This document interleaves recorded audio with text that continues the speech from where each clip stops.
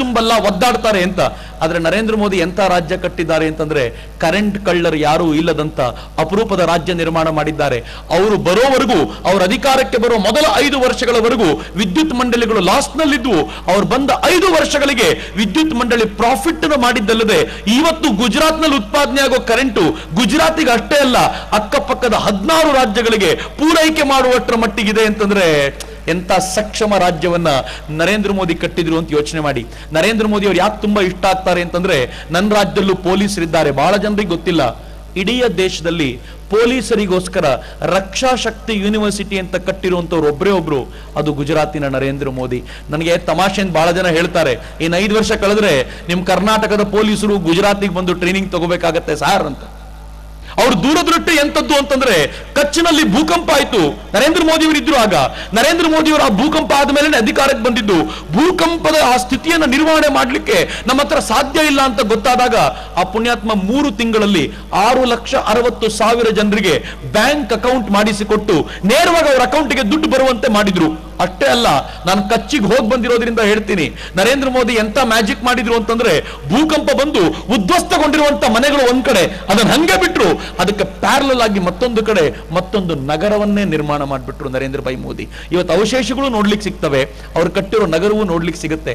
ಅದಾದ್ಮೇಲೆ ನರೇಂದ್ರ ಮೋದಿ ಅನ್ಕೊಂಡ್ರಂತೆ, ಛೇ, ಈ ತರ ಅವಘಡಗಳು ಸಂಭವಿಸಿದ್ರೆ ಮ್ಯಾನೇಜ್ ಮಾಡ್ಲಿಕ್ಕೆ, ಡಿಸಾಸ್ಟರ್ನ ಕಂಟ್ರೋಲ್ ಮಾಡ್ಲಿಕ್ಕೆ ನಮ್ಮ ಹತ್ರ ಏನೂ ಇಲ್ವಲ್ಲಪ್ಪ ಅಂತ ಅನ್ಕೊಂಡು ಆ ಪುಣ್ಯಾತ್ಮ ಅಮೆರಿಕಾದ ಯೂನಿವರ್ಸಿಟಿ ಜೊತೆ ಒಪ್ಪಂದ ಮಾಡಿಕೊಂಡು ಡಿಸಾಸ್ಟರ್ ಮ್ಯಾನೇಜ್ಮೆಂಟಿಗೋಸ್ಕರ ಒಂದು ಇನ್ಸ್ಟಿಟ್ಯೂಷನ್ ಶುರು ಮಾಡಿದ್ರು. 4-5 ವರ್ಷ ಅದಕ್ಕೆ ಕಳಿತು. ಇವತ್ತು ಇಡೀ ದೇಶದಲ್ಲಿ ಎಲ್ಲೇ ಡಿಸಾಸ್ಟರ್ ಆದರೂ ಕೂಡ ನೇರವಾಗಿ ಅಲ್ಲಿನ ಮ್ಯಾನೇಜ್ಮೆಂಟ್ ಕೋರ್ಸ್ ಹತ್ರ ಹೋಗ್ತಾರೆ. ಇದನ್ನು ಮ್ಯಾನೇಜ್ ಮಾಡೋದು ಹೆಂಗೆ ಅಂತ ಕೇಂದ್ರ ಸರ್ಕಾರ ಕೂಡ ಕೇಳಬೇಕಾದ ಪರಿಸ್ಥಿತಿ ಇದೆ. ಗೊತ್ತಿರಲಿ ನಿಮ್ಗೆ, ಇಡೀ ಏಷ್ಯಾದಲ್ಲಿ ಇಂಥ ಡಿಸಾಸ್ಟರ್ ಮ್ಯಾನೇಜ್ಮೆಂಟ್ ಸ್ಕೂಲ್ ಇರೋದು, ಇನ್ಸ್ಟಿಟ್ಯೂಷನ್ ಇರೋದು ಒಂದೇ ಒಂದು, ಅದು ಭಾರತದ ಗುಜರಾತ್ ನಲ್ಲಿ ಅಂತಂದ್ರೆ ನರೇಂದ್ರ ಮೋದಿ ಅವರ ದೂರದೃಷ್ಟಿ ಎಂತದ್ದು ಅಂತ ಯೋಚನೆ ಮಾಡಿ. ಈ ದೇಶದಲ್ಲಿ ಪೆಟ್ರೋಲಿಯಂ ಬೇಸಿನ್ ಇದೆ ಅಂತ ಎಲ್ಲರೂ ಹೇಳ್ತಾರೆ, ಪೆಟ್ರೋಲ್ ಸಿಗುತ್ತೆ ಅಂತ ಹೇಳ್ತಾರೆ, ಆದ್ರೆ ಪೆಟ್ರೋಲ್ ನ ಉತ್ಖನನ ಮಾಡಬಲ್ಲಂತ ಟೆಕ್ನಾಲಜಿ ನಮ್ಮ ಇಲ್ಲ ಅಂತ ಗೊತ್ತಾದಾಗ ಇದೇ ನರೇಂದ್ರ ಭಾಯಿ ಮೋದಿ ಪೆಟ್ರೋಲಿಯಂ ಯೂನಿವರ್ಸಿಟಿ ಶುರು ಮಾಡಿ ಆ ಯೂನಿವರ್ಸಿಟಿಯಲ್ಲಿ ಕಲಿತಂತ ವಿದ್ಯಾರ್ಥಿಗಳು, ನನ್ನದೇ ರಾಷ್ಟ್ರದ ವಿದ್ಯಾರ್ಥಿಗಳು ಇವತ್ತು ಜಗತ್ತಿನಾದ್ಯಂತ ಪೆಟ್ರೋಲಿಯಂ ಉತ್ಖನನ ಮಾಡಲಿಕ್ಕೆ ಅಂತ ಹೋಗ್ತಾರಲ್ಲ, ಇಂಥದ್ದೊಂದು ದೂರದೃಷ್ಟಿ ಇರೋದು ನರೇಂದ್ರ ಮೋದಿ ಮಾತ್ರಗಲ್ವೇನು? IIT ಇಂದ IIM ಇಂದ ಹೊರಗೆ ಬಂದವರಂತ ವಿದ್ಯಾರ್ಥಿಗಳಿಗೆ ನರೇಂದ್ರ ಮೋದಿ ಹೇಳ್ತಾರೆ, ನೀವು ಈಗಲೇ ಕೆಲ್ಸಕ್ಕೆ ಹೋದ್ರೆ ಕೆಲಸ ಸಿಗುತ್ತೆ ನಿಮಗೆ, ಆದ್ರೆ 1-2 ವರ್ಷ ಯಾಕೆ ಸರ್ಕಾರದೊಂದಿಗೆ ಕೆಲಸ ಮಾಡಬಾರದು? ಹೆಂಗ್ ಗೊತ್ತೇನು? ಯಾರಾದ್ರೂ ಡಾಕ್ಟರ್ ಹೊರಗಡೆ ಬಂದ್ರೆ ಅವರು ಇಲ್ಲಿನ ಆರೋಗ್ಯ ಸಚಿವಾಲಯದೊಂದಿಗೆ ಕೆಲಸ ಮಾಡ್ತಾರೆ, ಸಂಬಳ ಜಾಸ್ತಿ ಇಲ್ಲ, 2,000ದಿಂದ 5,000 ಸ್ಟೇ ಫಂಡ್ ಅಷ್ಟೇ. ಈ ಸ್ಟೇ ಫಂಡಿಗೋಸ್ಕರ IITಯಲ್ಲಿ IIM ಅಲ್ಲಿ ಕಲ್ತಂತ 100 ವಿದ್ಯಾರ್ಥಿಗಳು ನರೇಂದ್ರ ಮೋದಿ ಅಂಡರ್ ಕೆಲಸ ಮಾಡ್ತಾರೆ. 1 ವರ್ಷ ಕೆಲಸ ಮಾಡಿ ಹೋಗಬೇಕು ಅಂತ ನಿಯಮ. ಈ ಬಾರಿ ಕೇಳಿದ್ರಂತ ನರೇಂದ್ರ ಮೋದಿ, ಕೆಲಸ ಆಯ್ತು ಹೋಗ್ತೀರೇನಪ್ಪ ಅಂತ ಕೇಳಿದ್ರೆ IITಯಲ್ಲಿ ಕಲ್ತಂತ ಬುದ್ಧಿವಂತ ವಿದ್ಯಾರ್ಥಿಗಳು ಹೇಳ್ತಾರಂತೆ, ಸರ್ ಎಲೆಕ್ಷನ್ ಹತ್ರ ಇದೆ, ನಿಮ್ ಜೊತೆ ಕೆಲಸ ಮಾಡ್ಲಿಕ್ಕೆ ಇನ್ನೊಂದು 6 ತಿಂಗಳ ಅವಕಾಶ ಮಾಡಿಕೊಡಿ ಅಂತ IITಯಲ್ಲಿ ಕಲಿತ ವಿದ್ಯಾರ್ಥಿಗಳು ಯಾರಿಗಾದ್ರೂ ಗೋಗರಿತಾರೆ ಅಂದ್ರೆ one and only Narendra Modi ರೀ. ಆ ಮನುಷ್ಯ ಪ್ರಧಾನಿ ಆಗಬಾರ್ದು ಅಂದ್ರೆ ಎಂತ ಅವಮಾನ ರೀ ಈ ದೇಶಕ್ಕೆ. ನನಗೆ ಇದನ್ನ ಯೋಚನೆ ಮಾಡಿದಾಗಲೆಲ್ಲ ತುಂಬಾ ಹೊಟ್ಟೆ ಉರಿಯುತ್ತೆ. ನಾವು ಇನ್ನೂ ಎಷ್ಟು ಹಿಂದೆ ಇದ್ದೀವಪ್ಪ, ಈ ಮನುಷ್ಯನನ್ನು ಪ್ರಧಾನಿ ಮಾಡ್ಲಿಕ್ಕೆ ತನ್ನ ಕ್ರೆಡಿಬಿಲಿಟಿಯಿಂದಾನೆ, ತನ್ನ ಕೆಲಸದಿಂದಾಗಿನೇ ಇಷ್ಟು ಪ್ರೂವ್ ಆಗಿರುವಂತ ವ್ಯಕ್ತಿಯ ಹಿಂದೆ ಇವತ್ತಿಗೂ ಕಾನ್ಸ್ಪಿರಸಿ ಮಾಡ್ಕೊಂಡು ತಿರುಗಾಡ್ತಾರಲ್ಲ, ಸರಿನಾ? ನರೇಂದ್ರ ಮೋದಿಯ ಯೋಜನೆಗಳು ಆರ್ಡಿನರಿ ಅಲ್ಲ. ರಾಮದೇವ್ ಬಾಬಾ ಅವರ ಪರಿಕಲ್ಪನೆ ಪಡ್ಕೊಂಡ ನಂತರ ನರೇಂದ್ರ ಮೋದಿ ಅವರ ಶಕ್ತಿ 100 ಪಟ್ಟು ಜಾಸ್ತಿ ಆಗಿದೆ. ನಾನು ಇವರಿಬ್ಬರ ಜೊತೆಯಲ್ಲೂ ಹತ್ತಿರದಿಂದ ಓಡಾಟ ಮಾಡಿರೋದ್ರಿಂದ ಹೇಳ್ತೀನಿ, ರಾಮದೇವ್ ಬಾಬಾ ಇತ್ತೀಚೆಗೆ ಅರ್ಥಕ್ರಾಂತಿ ಒಂದು ಪ್ರಪೋಸಲ್ ನ ನರೇಂದ್ರ ಭಾಯಿ ಮೋದಿ ಮುಂದೆ ಕೊಟ್ಟರು. ಅರ್ಥಕ್ರಾಂತಿ ಏನ್ ಗೊತ್ತೇನು? ಈ ದೇಶದಲ್ಲಿ ಭ್ರಷ್ಟಾಚಾರದ ವಿರುದ್ಧ ಅನೇಕರು ಹೋರಾಟ ಮಾಡ್ತಾರೆ, ಆದ್ರೆ ಅರ್ಥಕ್ರಾಂತಿ ಹೇಳುತ್ತೆ ಭ್ರಷ್ಟಾಚಾರದ ವಿರುದ್ಧ ಹೋರಾಟ ಮಾಡೋದು ಬೇಡ, ಭ್ರಷ್ಟಾಚಾರದ ಬುಡವನ್ನ ಕತ್ತರಿಸಿ ಬಿಸಾಕಿ ಅಂತ. ಹೆಂಗ್ ಬುಡ ಕತ್ತರಿಸೋದು? ಅವ್ರು ಹೇಳಿದ್ರು, ತುಂಬಾ ಚೆನ್ನಾಗಿದೆ ಈ ಪ್ರಪೋಸಲ್. ಈ ಭ್ರಷ್ಟಾಚಾರ ನಡೆಯೋದು ಯಾಕೆ ಅಂತಂದ್ರೆ 1,000 ರೂಪಾಯಿ ನೋಟು 500 ರೂಪಾಯಿ ನೋಟ್ ಇರೋದ್ರಿಂದ.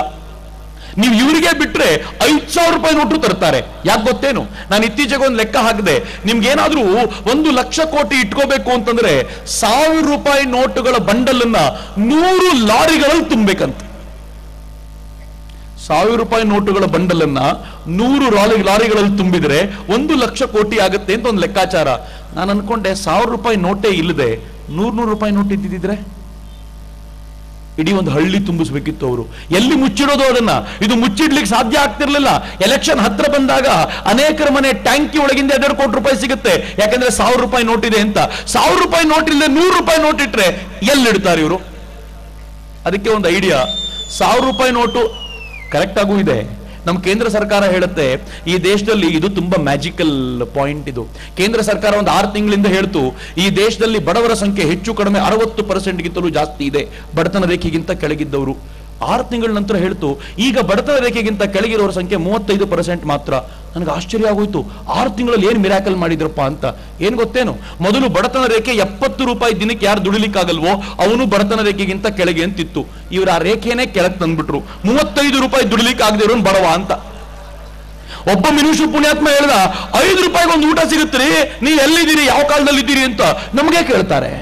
ಕಪಿಲ್ ಸಿಬಲ್ ಹೇಳಿದ್ರು ಈ ದೇಶದಲ್ಲಿ ಎಲ್ಲಾ ವಸ್ತುಗಳ ಬೆಲೆ ಜಾಸ್ತಿ ಆಗ್ತಿರೋದು ಯಾಕೆ ಅಂತಂದ್ರೆ ಈ ದೇಶದ ಬಡವರು 2 ತರಕಾರಿ ತಿನ್ಲಿಕ್ಕೆ ಶುರು ಮಾಡಿಬಿಟ್ಟಿದ್ದಾರೆ ಅಂತ. ಯಾವ್ದ್ರಲ್ಲಿ ಹೊಡಿಬೇಕ್ರಿ ಇವ್ರನ್ನೆಲ್ಲ? ಅಂದ್ರೆ ಬಡವರು ಮಣ್ಣು ತಿನ್ನಬೇಕು ಅಂತ ಎಕ್ಸ್ಪೆಕ್ಟ್ ಮಾಡ್ತೀರಾ ನೀವು? ಯಾರು ಇದಕ್ಕೆಲ್ಲ ಉತ್ತರ ಕೊಡಬೇಕು ಹೇಳಿ? ಆದ್ರೆ ನರೇಂದ್ರ ಭಾಯ್ ಮೋದಿ ಇವೆಲ್ಲವನ್ನು ಮೀರಿ ನಿಂತು ಈ ಬಡವರನ್ನ ಮೇಲೆತ್ತುವಂತ ಒಂದು ದೊಡ್ಡ ಕೈಂಕರ್ಯಕ್ಕೆ ಕೈ ಹಾಕಿದ್ದಲ್ಲದೆ ಇವತ್ತು ಈ ದೇಶವನ್ನ ಅತ್ಯಂತ ಶ್ರೇಷ್ಠ ಮಟ್ಟಕ್ಕೆ ತೆಗೆದುಕೊಂಡು ಹೋಗುವಂತ ಒಂದು ಪರಿಕಲ್ಪನೆಗೆ ತಂದು ನಿಲ್ಲಿಸ್ತಾರಲ್ಲ, ನಾವು ಎಷ್ಟು ದೂರ ಬಂದಿದ್ದೀವಿ ಯೋಚನೆ ಮಾಡಿ. ಈ ರಾಷ್ಟ್ರವನ್ನ ಇವತ್ತು ರಕ್ಷಣೆ ಮಾಡಿಕೊಳ್ಳಿಕ್ಕೆ ನಮಗಿರುವಂತ ಏಕೈಕ ಮಾರ್ಗ ನರೇಂದ್ರ ಮೋದಿಗೆ ಮತ ಹಾಕುವ ಮಾರ್ಗ. ನಾನು ಈ ಮಾತನ್ನು ಹೇಳ್ತಿರ್ಬೇಕಾದ್ರೆ ನಮ್ಮ ಮೊದಲನೇ ನಮೋ ಭಾರತ್ ಮಂಗಳೂರಲ್ಲಾಯ್ತು. ನಮೋ ಭಾರತ್ ಮುಗಿಸಿ ನಾನು ಬೆಂಗಳೂರಿಗೆ ಬಂದೆ. ಮೇಲೂ ಒಬ್ರು ಹಿರಿಯರು ಹಳ್ಳಿಯಿಂದ ಬರ್ತಿದ್ರು.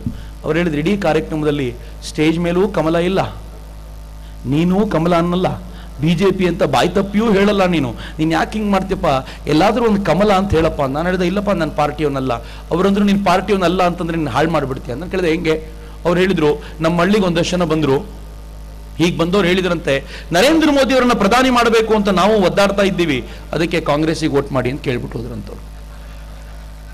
ನಾನು ಸತ್ಯ ಹೇಳ್ತೀನಿ ರೀ, ಅನೇಕ ಹಳ್ಳಿಗಳಲ್ಲಿ ಇವತ್ತಿಗೂ ಕೂಡ ನರೇಂದ್ರ ಮೋದಿ ಯಾವ ಪಾರ್ಟಿಗೆ ಸೇರಿದವರು ಅಂತ ಗೊತ್ತಿಲ್ಲ.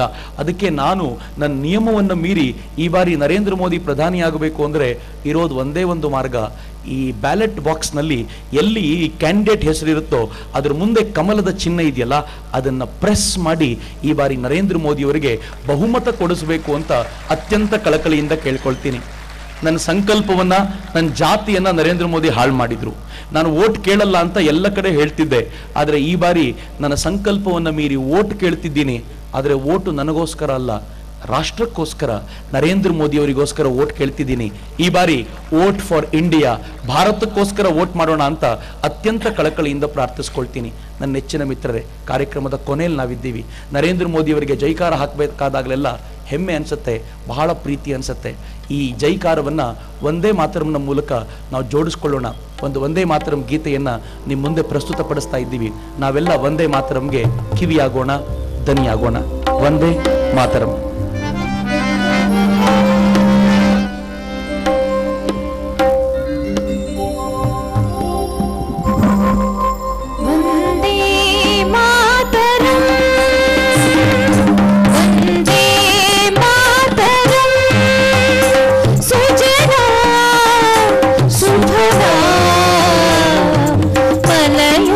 शीतला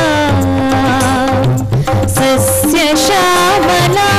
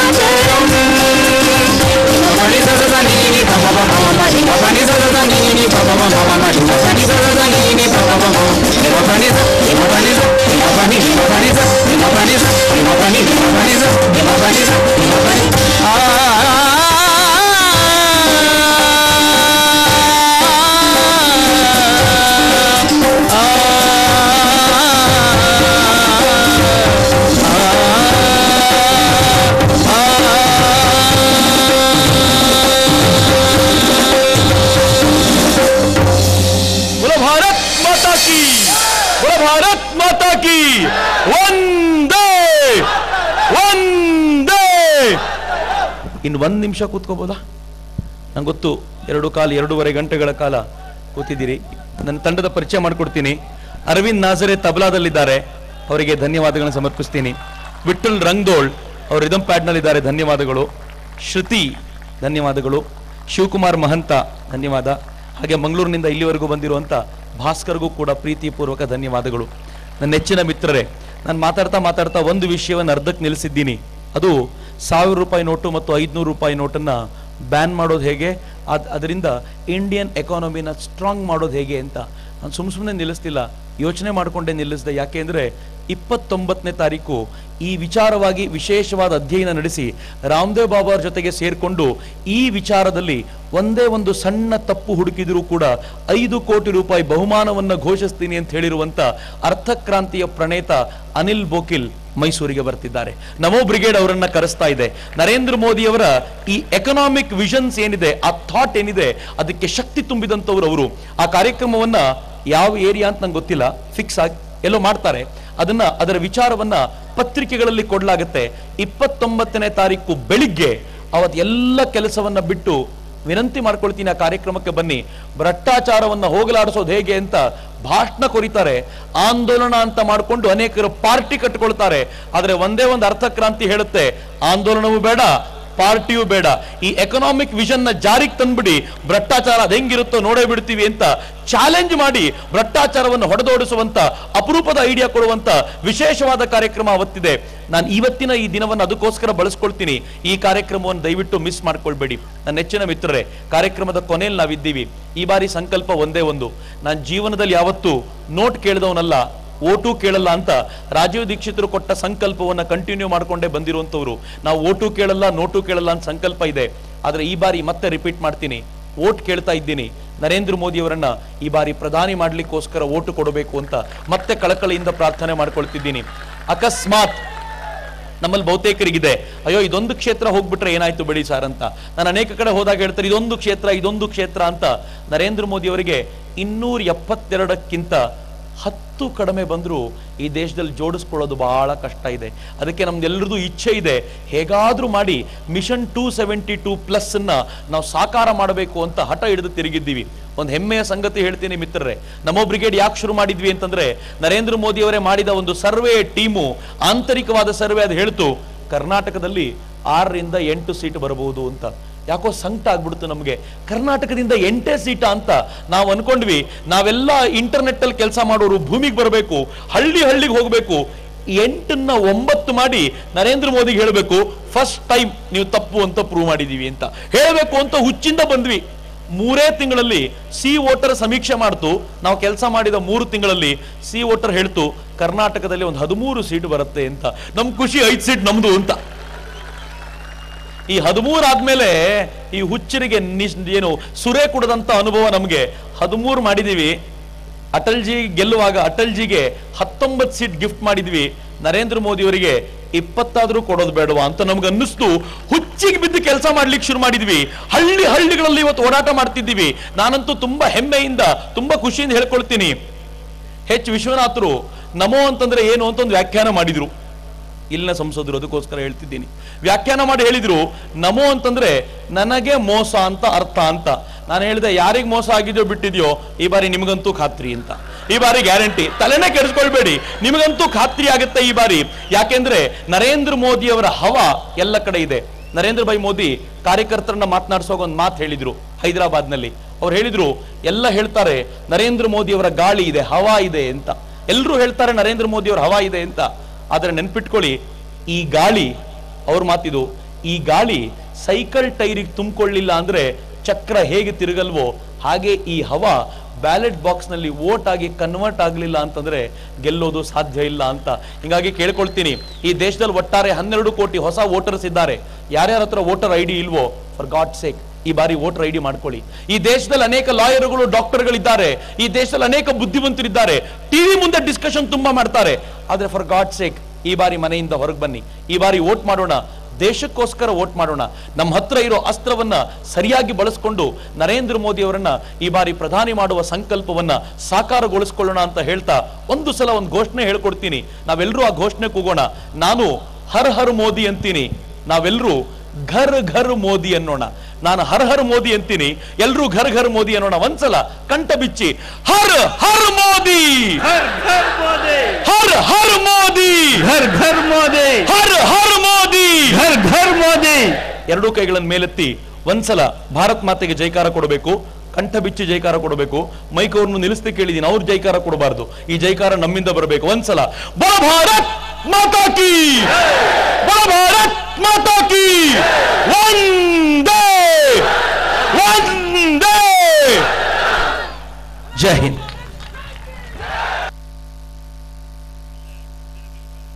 ನಾಗರಿಕರ ಪರವಾಗಿ ಚಕ್ರವರ್ತಿ ಸೂಲಿಬೆಲೆ ಮತ್ತು ಅವರ ತಂಡದವರಿಗೆ ಹೃತ್ಪೂರ್ವಕವಾದ ಧನ್ಯವಾದಗಳನ್ನು ಅರ್ಪಿಸ್ತಾ ಇದ್ದೇನೆ. ಭಾರತ ಮಾತೆಯ ಭೂಪಟದ ಚಿತ್ರವನ್ನ ಮುಂಭಾಗದಲ್ಲಿ ಬಿಡಿಸಿದೆ. ದಯಮಾಡಿ ಎಲ್ಲ ದೇಶಭಕ್ತರು ನೋಡ್ಕೊಂಡು ಹೋಗ್ಬೇಕು. ಹಾಗೆ ದೇಶಭಕ್ತರ ಪುಸ್ತಕಗಳು, ಸಿಡಿಗಳು ಹಾಗೂ ನಮೋ ಬ್ರಿಗೇಡ್ನ ಟಿ ಶರ್ಟ್ಗಳು, ನಮೋ ಟಿ ಶರ್ಟ್ಗಳು ಲಭ್ಯವಿದೆ ನಮೋ ವಾಹಿನಿ ಹತ್ರ. ದಯಮಾಡಿ ಅದನ್ನ ತೆಗೆದುಕೊಂಡು ಎಲ್ಲರೂ ದೇಶಭಕ್ತಿಯನ್ನ ಮೆರೆಯಬೇಕು ಅಂತ ಕೇಳ್ಕೊಳ್ತಾ ಇದ್ದೇನೆ. ಅಮರನಾಥದಲ್ಲಿ ಹಿಮಲಿಂಗವನ್ನ ನೋಡ್ಲಿಕ್ಕಾಗ್ದಲೇ ಇದ್ದವರು ಇಲ್ಲಿ ಹಿಮದ ಲಿಂಗವನ್ನ ನಮೋ ಬ್ರಿಗೇಡ್ನ ಹಿತಚಿಂತಕರಾದಂತಹ ಅಚ್ಯುತ್ರವರು ಈ ಒಂದು ಹಿಮಲಿಂಗವನ್ನು ಮಾಡಿ ಇಲ್ಲಿ ತಂದಿಟ್ಟಿದ್ದಾರೆ. ಅವರಿಗೂ ಕೂಡ ನಾನು ಧನ್ಯವಾದಗಳನ್ನು ಅರ್ಪಿಸ್ತಾ ಇದ್ದೇನೆ. ಹಾಗೆಯೇ ಭಾರತ ಮಾತೆಯ ಭೂಪಟದ ಚಿತ್ರವನ್ನ ಬಿಡಿಸಿದ ಮೀನಾಕ್ಷಿ ಅವರಿಗೂ ಕೂಡ ನಾನು ಧನ್ಯವಾದಗಳನ್ನು ಹೇಳ್ತಾ ಇದ್ದೇನೆ. ಹಾಗೂ ಈ ಕಾರ್ಯಕ್ರಮಕ್ಕೆ ಎಲ್ಲ ರೀತಿಯಲ್ಲಿ ಸಹಕರಿಸಿದ ಪೊಲೀಸ್ ಇಲಾಖೆಯವರಿಗೂ ಹಾಗೂ ಮಾಧ್ಯಮದ ಮಿತ್ರರಿಗೂ, ರಾಜು ಸೌಂಡ್ ಸಿಸ್ಟಮ್ ರವರಿಗೂ ಹಾಗೂ ವೇದಿಕೆಯನ್ನ ಅಲಂಕರಿಸಿಕೊಟ್ಟ ಎಲ್ಲರಿಗೂ ಕೂಡ ನಾನು ಧನ್ಯವಾದಗಳನ್ನು ಹೇಳ್ತಾ ಇದ್ದೇನೆ. ಮತ್ತೊಮ್ಮೆ ಮಗದೊಮ್ಮೆ ಎಲ್ಲ ದೇಶಭಕ್ತ ನಾಗರಿಕರಿಗೆ ನಮಸ್ಕಾರಗಳನ್ನು ತಿಳಿಸುತ್ತಾ ಈ ಕಾರ್ಯಕ್ರಮವನ್ನು ಮುಕ್ತಾಯ ಮಾಡ್ತಾ ಇದ್ದೇವೆ. ನಮಸ್ಕಾರ.